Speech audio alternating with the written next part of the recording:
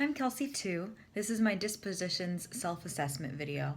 So the dispositions that I possess that I think will make me a successful teacher, one that resonated with me was that educators should be sensitive to individual learning and social needs of students and embrace the cultural diversity of the community.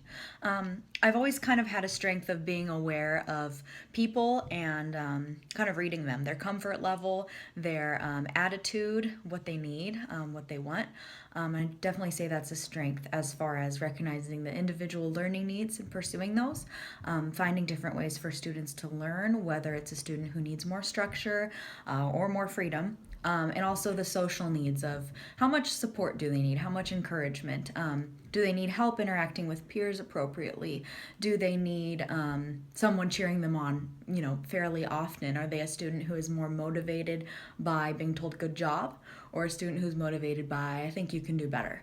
So being aware of that, I think I'm strong in that. Another area I feel strong is educators should demonstrate professional friendliness, warmth, and genuine care in their relationships with others while providing intellectual, emotional, and spiritual support. This is my favorite part of my classroom is just demonstrating friendliness, being a light for my kids. I love doing that. I think that it's important to be able to provide that kind of support. The intellectual as well, to help them think deeper about what they're learning, as well as the emotional support of how are you doing, how can I help you with manage your stress, or let's talk through this situation. I hope to always be a place that students can turn to. Another was the impact of community involvement and servant leadership as it applies to the welfare of others in the educational setting. As a teacher, you definitely have to be willing to kind of give up how you want things to go and how you picture the lesson to go and how you picture everything to go for the welfare of your students. If you find that the lesson is not conducive to their learning, or what you had in mind for that day isn't what the students need at that point, that's crucial. I've really experienced that in my learning lab.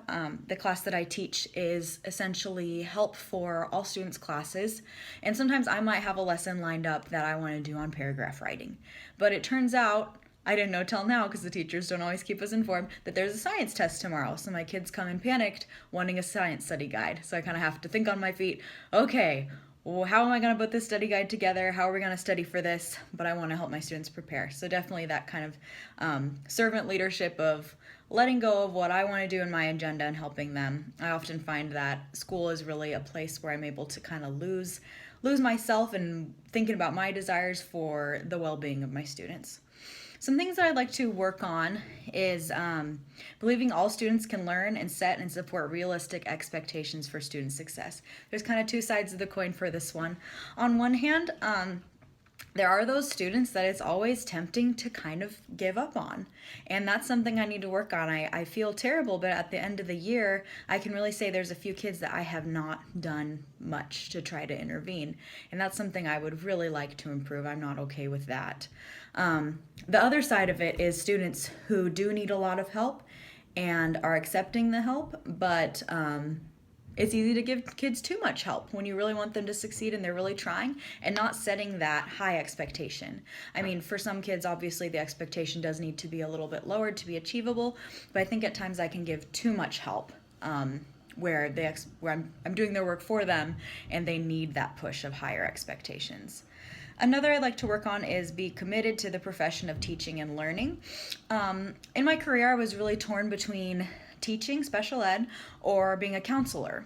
And sometimes my passion for people and for relationships and building them up in that way can be kind of overtake the educational side. So I'd like to increase my commitment towards education and focus on building them up as people and helping them grow also through their achievement, because ultimately they're going to be more successful if they get that education. Some standards that I believe that a professional educator should model their practice around is especially the one that says educators should model integrity by their words and actions. I think that's crucial, not only among staff but also among students, to just be an example. A professional educator should be someone who is careful with their words, careful with their actions, someone that's always aware of how they affect others, both in their teaching, in how they learn from others, and their professional interactions. Thank you.